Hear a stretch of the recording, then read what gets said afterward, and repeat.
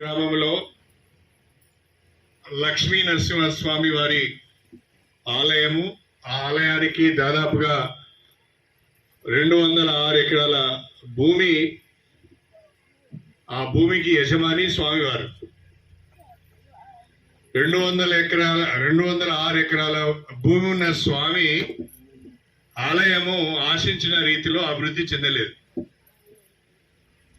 కారణాలు ఏంటి అని ఇప్పుడు మనము మాట్లాడుకున్నా ఆలోచించినా లాభం లేదు. కారణాలు ఏమైనా ఒక్కొక్క గ్రామంలో బ్రహ్మాండంగా ఆలయాలు అభివృద్ధి అయినాయి. ఇంత పెద్ద భూస్వామి అయినా మన స్వామివారి మాత్రము వారి గుడి మాత్రం అభివృద్ధి కాలేదు. నేను కొత్తగా పాలక మండలి చైర్మన్ గా సభ్యులుగా వచ్చిన మిత్రులందరినీ కోరేది ఒకటి, స్వామివారికి సంబంధించిన 206 ఎకరాల భూమిని అన్యాక్రాంతం కాకుండా కాపాడవలసిన బాధ్యత మీది.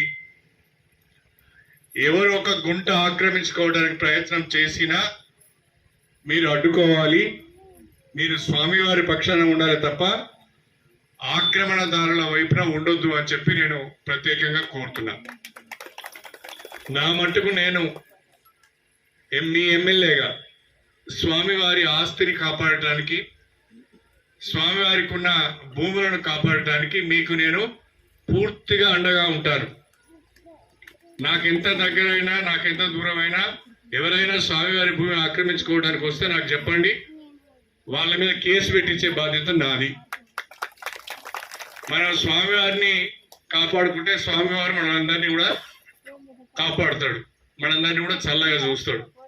కాబట్టి స్వామివారి యొక్క భూములను కాపాడుకునే బాధ్యత మనది. రెండవది, స్వామివారి భూములను ఎవరైతే కౌలు తీసుకొని వ్యవసాయం చేస్తున్నారో దానికి సంబంధించి ఈఓ గారు, కొత్తగా వచ్చిన పాలక మండలి అర్చకులు వీరందరూ కూడా కూర్చొని ప్రస్తుతము ఎంత ఆయకట్టు సాగులో ఉన్నది, ఎంతమంది రైతులు ఉన్నారు, సాలిన ఎంత కౌలు ఇస్తున్నారు ఒకసారి మీరు సమీక్ష చేసుకొని వాస్తవ పరిస్థితులకు అనుగుణంగా అవసరమైతే స్వామివారి ఆదాయం పెరగాలి కాబట్టి, గుడిని మనం అభివృద్ధి చేసుకోవాలి కాబట్టి కౌలును పెంచే ప్రయత్నం కూడా చేయండి. ఆ కౌలు కూడా ప్రతి సంవత్సరము రెగ్యులర్గా కట్టాలి. మీరు తీర్మానం చేయండి, స్వామివారికి సంబంధించిన భూమిని సాగు చేసుకుంటూ ఎవరైతే బ్రతుకుతున్నారో వారు స్వామివారికి కట్టవలసిన కౌలు కట్టడం లేదో, ఒకవేళ వారు కౌలు కట్టని పరిస్థితులలో కౌలును రద్దు చేసే విధంగా కూడా మీరు తీర్మానం చేసి రైతులందరికీ కూడా నోటీసులు ఇవ్వండి. స్వామివారి భూమి ఉన్నది కాబట్టి నేను దొరుకుంటా కౌలు మాత్రం కట్టను అంటే కలవదు. స్వామివారికి కౌలు కట్టవలసిందే, స్వామివారి గుడి మనం అభివృద్ధి చేసుకోవాల్సిందే. బయట ఇవాళ మనం చూస్తున్నాం, ఎకరానా 10,000 రూపాయల కౌలు ఇస్తున్నారు, లేదా ఎంత ఒక 8 క్వింటాల్లో 10 క్వింటాల్లో ధాన్యం ఇస్తున్నారు. అవన్నీ అవసరం లేదు, 10,000 కూడా అవసరం లేదు. కనీసము ఎంత ఇక్కడ పంట ఏ రకంగా వస్తుందో చూసి, కొన్నిసార్లు పంట రాకపోవచ్చు, పంట ఏ రకంగా వస్తుందో చూసి ఆ పంటకు అనుగుణంగా వాళ్ళకు వచ్చే ఆదాయానికి అనుగుణంగా కౌలును నిర్ణయించి ప్రతి సంవత్సరం కౌలు ఖచ్చితంగా కట్టే విధంగా, కట్టకపోతే కౌలు రద్దు జరిపే విధంగా మీరు తీర్మానం చేయండి. చేసి ఆ తీర్మానాలను రైతులందరికీ కూడా ఇవ్వవలసిందిగా నేను ప్రత్యేకంగా కోరుతున్నాను. రైతులందరూ కూడా నేను విజ్ఞప్తి చేస్తున్నా, సరే మీకు అర్హత ఉందా అర్హత లేదా, మీరు కౌలు అయితే చేసుకుంటున్నారు, ఎవరు అడుగుతలేరని కౌలు కట్టకపోవడం మంచిది కాదు. స్వామివారికి చెల్లించవలసిన కౌలు తప్పకుండా చెల్లించాలని చెప్పి నేను కోరుతున్నా. మేమేమి ఇబ్బంది పెట్టాం, కాకపోతే ఒకసారి సర్వే చేసి, వాకాటి కరుణ మేడం ఉన్నప్పుడు సర్వే చేశారని చెప్తున్నారు, మరొకసారి సర్వే చేసి చెరువు కింద ఎంత పోయింది, వాక్ కింద ఎంత పోయింది, రాళ్ళు రప్పలు ఎంత ఉన్నాయి, మిగతా భూమి ఎంత వ్యవసాయోగ్యంగా ఉంది, ఎంతమంది రైతులు ఉన్నారు అనేది నిర్ధారణ చేయడానికి ఒకసారి సర్వే చేస్తాం. సర్వే చేసి అద్దులు నిర్ణయించి మళ్ళీ రైతులకి అది వ్యవసాయం చేసుకోవడానికి అప్పగించడం జరుగుతుంది అని చెప్పి నేను ఈ సందర్భంగా తెలియజేస్తున్నా. చిన్నపెండ్యాల గ్రామం చాలా పెద్ద గ్రామం. ఇంత పెద్ద స్వామి ఇక్కడ కొలువై ఉన్నాడు కాబట్టి ఊరికి దూరంగా ఉంది. దీన్ని అభివృద్ధి చేసుకోవాలి. ప్రధానంగా మనము మెయిన్ రోడ్ నుంచి టెంపుల్ వరకు రోడ్ సౌకర్యం కావాలన్నారు. రోడ్ సౌకర్యంతో పాటు కరెంటు సౌకర్యం కూడా కావాలన్నారు. నేను తక్షణమే ఈ కిలోమీటర్ రోడ్డు వెంబడి లైట్లు కూడా నేను ఏర్పాటు చేపిస్తానని చెప్పి సందర్భంగా మీకు తెలియజేసుకుంటున్నాను. రెండవది, ఇది అడవిలో, ఈ ఆలయం అడవిలో ఉన్నట్టు ఉంది. ఎవరైనా వచ్చి కూర్చోవాలంటే కూడా ఇక్కడ నీడ లేదు. కాబట్టి నేను ఈ ఆలయం ముందట ఒక కమ్యూనిటీ హాల్ రూపంలో ఒక చక్కటి, ఒక పెద్ద ఏమంటారు దాన్ని, మంటపం మీరందరూ కూర్చునే విధంగా ఒక 5-10 లక్షల రూపాయలతోని ఒక మంచి మంటపం కట్టి మీకు ఇస్తానని చెప్పి ఈ సందర్భంగా తెలియజేస్తాను. ఎవరైనా వచ్చినా మంటపంలో కూర్చోవడం, కొద్దిసేపు మాట్లాడుకోవడం, ఎవరైనా వంటలకు వచ్చినా కూడా వంటలు చేసుకుని కొద్దిసేపు ఇక్కడ స్వామివారి దగ్గర కూర్చోవడం కానీ సేద తీరడం కానీ వీలుగా ఒక మంటపం కూడా నేను ఏర్పాటు చేస్తాను. ఇచ్చేసిన మన గౌరవనీయులు ఎమ్మెల్యే గారికి మరియు వేదిక మీద ఉన్న పెద్దలందరికీ మరియు వేదిక ముందున్న అందరికీ కూడా పత్రికా మిత్రులకు, పెద్దలకు అందరికీ కూడా నమస్కారం తెలియజేస్తూ, మొదటగా మన గౌరవనీయులు ఎమ్మెల్యే గారి ఆధ్వర్యంలో నూతన ధర్మకర్తల ప్రమాణ స్వీకారము చేయబోతున్నాము. మా నాన్న పేరు బిక్య నాయక్, నా పేరు బూక్య తిరుపతి నాయక్. నా పేరు రామడుగు బుచ్చుకుమరయ్య, మా తండ్రి పేరు రామడుగు ఆగయ్య. నా పేరు కొత్తపల్లి ఏకరాజు, మా తండ్రి పేరు కొత్తపల్లి రామస్వామి. నా పేరు భీమగోని అనిత, మా సార్ పేరు భీమగోని మొగిలి. చిల్పూరు మండలము చిన్నపెండ్యాల గ్రామంలో కల శ్రీ లక్ష్మీనరసింహ స్వామి దేవాలయము ధర్మకర్తగా నియమించబడిన నేను దేవునిపై ప్రమాణం చేసి తెలియచేయనిది ఏమనగా, నేను పై తెలుపబడిన దేవాలయము యొక్క సంక్షేమము కొరకు నా యొక్క పదవి బాధ్యతలను, విధులను నా యొక్క శక్తి వంచన లేకుండా నిర్భయముగా నిష్పక్షంగా గలనని మరియు తెలంగాణ రాష్ట్ర దేవాదాయ, ధర్మాదాయ మరియు హిందూ మత సంస్థల చట్టము 30/87 నందలి నియమ నిబంధనలను శిరసావహించి అమలు పరచగలను.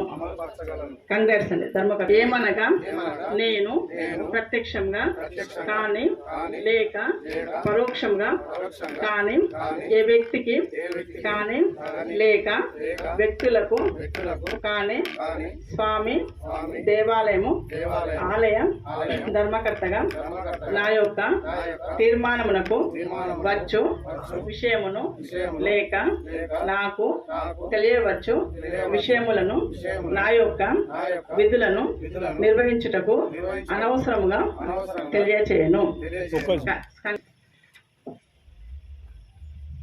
నా పేరు కొత్తపల్లి ఏకరాజు, రామడుగు బుచ్చుకుమరయ్య గారిని చైర్మన్గా బలపరుస్తున్నాను. బుచ్చి కుమరయ్య గారిని ఏకగ్రీవంగా చైర్మన్గా ఎన్నిక చేయడం జరిగింది. కంగ్రాట్స్ అండి. చైర్మన్ గారు కుమరయ్య గారిని కంగ్రాట్స్. ప్రమాణ స్వీకారం చేయండి. మీరు రామడుగు బుచ్చుకుమరయ్య, మా నాన్న పేరు రామడుగు ఆగయ్య. నేను చిన్నపెండ్యాల గ్రామంలో గల శ్రీ లక్ష్మీనరసింహ దేవాలయము చైర్మన్ గా నియమించబడిన నేను దేవునిపై ప్రమాణం చేసి తెలియచేయనది ఏమనగా నేను పై తెలుపబడిన దేవాలయము యొక్క సంక్షేమము కొరకు నా యొక్క పదవి బాధ్యతలను బాధ్యతలను విధులను నిధులను నా యొక్క శక్తి వంచన లేకుండా నిర్భయంగా నిష్పక్షపాతంగా నిర్వహించగలనని మరియు తెలంగాణ రాష్ట్ర దేవాదాయ ధర్మాదాయ మరియు హిందూ మత సంస్థల చట్టము 30/87 నందలి నియమ నిబంధనలు శిరసావహించి అమలుపరచగలను. కంగ్రాట్స్ అండి చైర్మన్ గారు. బుచ్చికొమరయ్య. మా తన నాన్న పేరు రామడుగు ఆగయ్య. అను నేను భగవంతుని మీద ప్రమాణపూర్వకంగా తెలియజేయనిది ఏమనగా నేను ప్రత్యక్షంగా కాని పరోక్షంగా కాని ఏ వ్యక్తులకు కాని శ్రీ లక్ష్మీనరసింహ స్వామి దేవాలయం చైర్మన్ గా నా యొక్క తీర్మానమునకు వచ్చు విషయమును లేక నాకు తెలియవచ్చు విషయములను నా యొక్క విధులను నిర్వహించుటకు అనవసరంగా తెలియజేయను. కంగ్రాట్స్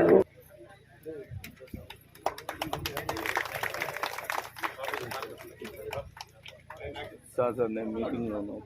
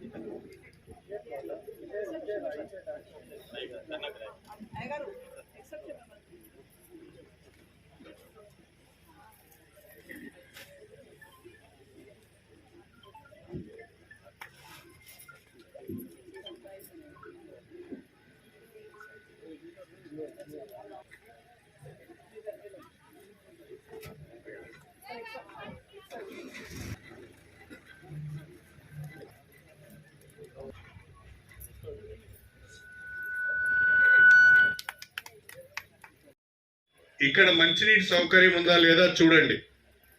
మంచినీటి సౌకర్యం లేకపోతే వెంటనే ఒక బోరు, ఒక మోటారు, దానికి ఒక సిస్టమ్ ఉంటే పర్వాలేదు. ఎండాకాలంలో కూడా ఇక్కడికి ఎవరైనా వస్తే మంచినీళ్ళు తాగే విధంగా ఉండాలి. మంచిగా ఒక 2-3 ట్యాప్స్ ఏర్పాటు చేయండి. మంచిగా కాళ్ళు కడుక్కోవటానికి కానీ తాగటానికి కానీ ఒక 2-3 ట్యాప్స్ ఏర్పాటు చేయండి. సిస్టమ్ ఏర్పాటు చేయండి. అది ఏం కావాలో మీరు ఆల్రెడీ మీరు ఏం కావాలో మీరు ఒక మొదటి మీటింగ్ పెట్టుకొని ఈ ఆలయానికి ఇమ్మీడియట్ గా ఒకటి రోడ్డు, ఒకటి కరెంటు, ఒక మంటపం, మంచినీటి సౌకర్యం ఇవైతే ఇప్పుడు ఇమ్మీడియట్ కావాలి. మిగతా అన్ని తర్వాత చేసుకుందాం. ఈ వెంటనే చేయవలసిందిగా నేను కోరుతున్నాను. అన్ని ఆలయాలతో సమానంగా మన చిన్నపెండ్యాల లక్ష్మీ నరసింహ స్వామి వారి ఆలయాన్ని కూడా మనం అభివృద్ధి చేసుకుందాం. దయచేసి రాజకీయాలకు అతీతంగా, కులాలకు అతీతంగా గ్రామ ప్రజలందరూ కూడా ఆలయ అభివృద్ధికి సహకరించాలని చెప్పి నేను ప్రత్యేకంగా మీ అందరికి కూడా విజ్ఞప్తి చేస్తున్నాను. దీంట్లో రాజకీయాలు అవసరం లేదు. దయచేసి అందరం కూడా స్వామివారి ఆలయాన్ని అభివృద్ధి చేద్దాం. అభివృద్ధి చేస్తే స్వామివారి ఆశీస్సులు మన గ్రామం మీద ఉంటాయి, ప్రజల మీద ఉంటాయి. అందరూ బాగుపడటానికి కూడా అవకాశం ఉంటుంది. చివరిగా మరి ఈ గ్రామం పెద్దది. మీరు 40 ఇందిరమ్మ ఇల్లు ఇచ్చిళ్ళు, అవి సరిపోలేదు. ఇంకో 10-15 ఇళ్ళు కావాలన్నారు. తప్పకుండా చిన్నపెండ్యాల గ్రామం మొదటి నుంచి కూడా మరి నేను రాజకీయాల్లోకి వచ్చినప్పటి నుంచి కూడా చిన్నపెండ్యాల గ్రామం ప్రత్యేకించి నాకు అండదండలు అందిస్తున్నది. ఈ గ్రామ ప్రజల ఆశీర్వాదం నా పైన ఉన్నది కాబట్టి మీకు అదనంగా లేట్ చేయకండి. ఈరోజు సాయంకాలం వరకే ఒక 15 ఇండ్లు అదనంగా లిస్ట్ చేసుకొని తీసుకురండి. అవి నేను వెంటనే వెరిఫికేషన్ పంపించి ఇప్పుడు మొదటి లిస్టుతో పాటు ఇది కూడా వచ్చేటట్టుగా నేను ఏర్పాటు చేస్తాను. కాకపోతే ఒక జాగ్రత్త తీసుకోవాలి. ఎలిజిబిలిటీ లిస్ట్ L1లో ఉన్న పేర్లు మాత్రమే పెట్టాలి. మన కార్యకర్తనో, నా దగ్గర బంధువనో, ఒక 50 ఇల్లు ఉన్న ఆయనకు ఒక ట్రాక్టర్ ఉన్న ఆయనకు, ఒక హార్వెస్టర్ ఉన్న ఆయనకు, ఒక కారు ఉన్న ఆయనకు ఇల్లు పెడితే రాదు, అది వెరిఫికేషన్లో పోతుంది. కాబట్టి మీరు అడిగిన విధంగా ఇంకా 15 ఏళ్ళు నిరుపేదలు ఎవరైతే ఉన్నారో, ఇల్లు లేని వాళ్ళు ఎవరైతే ఉన్నారో వాళ్ళకి ఇప్పుడే నేను మంజూరు ఇస్తాను. మీరు తక్షణమే ఈరోజు సాయంకాలం నాకు ఆ లిస్ట్ చేయవలసిందిగా నేను ప్రత్యేకంగా కోరుతున్నాను. చిన్నపెండ్యాల గ్రామం పైన నాకు ప్రత్యేకమైన ఆలోచన ఉంది. మన వాళ్ళకి చెప్పాను. సో అక్కడ మన ఆర్చ్ నుంచి అంటే నేషనల్ హైవే, ఇప్పుడు నేషనల్ హైవే మీద చాలా యాక్సిడెంట్స్ అవుతున్నాయని చెప్పి మనము సెంట్రల్ లైటింగ్ కావాలని అడిగినాం. సెంట్రల్ లైటింగ్ మంజూరు అయింది. అదేవిధంగా నేషనల్ హైవే మీద యాక్సిడెంట్లు అవుతున్నాయని చెప్పి ఫుట్ ఓవర్ బ్రిడ్జ్ అడిగినాం. ఫుట్ ఓవర్ బ్రిడ్జ్ కూడా మీకు మంజూరు అయ్యింది. ఆ పనులు కూడా వెంటనే చేపిస్తాం. ఆ ఆర్చ్ నుంచి దాదాపుగా ఈ ఊరి బయట కనుక దాదాపు 2 కిలోమీటర్లు ఏమో ఉంటుంది. ఆ 2 కిలోమీటర్ల రోడ్డును బ్రహ్మాండంగా 4 లైన్ రోడ్ చేసి సెంట్రల్ లైటింగ్ చేయాలనేది కూడా నాకు ఒక ఆలోచన ఉన్నది. కాకపోతే ఈ సంవత్సరం అవుతుందా, వచ్చే సంవత్సరం అవుతుందా, కానీ ఆ గ్రామానికి ఒక అందం తీసుకురావాలి అంటే బ్రహ్మాండంగా రోడ్ వెడల్పు చేయాలి. సెంట్రల్ లైటింగ్ పెడితే బ్రహ్మాండంగా చిన్నపెండ్యాల గ్రామం పేరు చిల్పూరు మండలం కావచ్చు, కానీ మండలంలో లేని రాజకీయాలన్నీ చిన్నపెండ్యాలనే ఉంటాయి. కాబట్టి చిన్నపెండ్యాలే మాకు రాజకీయ మండలం, చిన్నపెండ్యాలే రాజకీయ మండలం. పాపం మల్కాపూర్ వాళ్ళు ఉన్నారు, మల్కాపూర్ మండలం కావాలన్నారు కానీ వాళ్ళది కాలే. ఏది ఏమని మల్కాపూర్ గ్రామం మండలం చెప్తాను చెప్పలేదే, మరి ఏం చెప్పినా నేను. ఏదేమైనా మనము ఈ గ్రామాన్ని మనం అన్ని రకాలుగా అభివృద్ధి చేసుకోవాల్సిన అవసరం ఉన్నదనే విషయాన్ని మీ అందరి దృష్టికి తీసుకువస్తూ నాకు ఈ అవకాశం ఇచ్చిన మీ అందరికీ హృదయపూర్వకంగా కృతజ్ఞతలు తెలియజేసుకుంటూ మరొకసారి పాలక మండలికి శుభాకాంక్షలు తెలియజేస్తూ సెలవు తీసుకుంటున్నాను. అందరికీ నమస్కారం. ప్రాబ్లం ఉండే సార్, బాగా దేవాలయం రావడానికి కూడా ఇబ్బంది పడ్డారు. నాకు వచ్చేటువంటి సాలరీని దేవాలయంకు వెచ్చించి చుట్టూ ప్రహరీ గోడలు నిర్మించారు సార్. ఇక్కడ వరకు ముందు గోడలు కొంచెం పెంచాలనే ఉద్దేశంతో గోడలు పెంచలేదు సార్. అవి ప్రహరీ గోడ నిర్మించడం జరిగింది సార్. వెంకట సాయినాథ్ గ్రానైట్ వారు లోపల ఈ రోజు గ్రానైట్ ఇవ్వడం జరిగింది సార్ దేవాలయం లోపలికి. తర్వాత ఈ దేవాలయ కాంపౌండ్ వాళ్ళు నేనే నిర్మించిన సార్. ఇంకా కొద్దిగా మాకు రోడ్లు కానీ మా రైతుల పక్షాన చిన్న కోరిక సార్. గత 10 సంవత్సరాల నుండి కూడా ఇక్కడ రైతులకు పెట్టుబడి పెట్టినట్టుగా రాబడి రావట్లేదు సార్. అయితే మీరు సృష్టించిన దేవాలయాలతో గ్రౌండ్ వాటర్ పెరిగినది కావున ఇంత ముందుకు హన్మకొండలో దేవాదాయ శాఖ ఉన్నప్పుడు అప్పుడు ఏసీ గారు రైతుల గారితో నిర్ణయించి 5 రైతులకు ఒక యూనిట్ చొప్పున ఒక బోరు మంజూరు చేసుకోండి, మీరు కరెంటు మీరే తెచ్చుకోండి, 6 తడి పంటలు పండించుకోవడానికి బాగుంటుంది, అప్పుడు దేవాలయానికి ఇన్కమ్ కూడా వస్తుందని రైతులతో చెప్పడం జరిగింది సార్. అది కూడా ఒకవేళ అవకాశం ధర్మాదాయ శాఖ వారు బోరు రైతులకు అవకాశం ఇస్తే ఇక్కడ రైతులు పంటలు పండించుకోవడానికి మంచి అవకాశం ఉంది సార్. నీటి వసతులు బాగున్నాయి సార్, నీళ్లు ఉన్నాయి సార్. అట్లా రైతులను మీరు అన్నట్టుగా మేమే కమిటీగా ఏర్పాటు చేసి అట్లా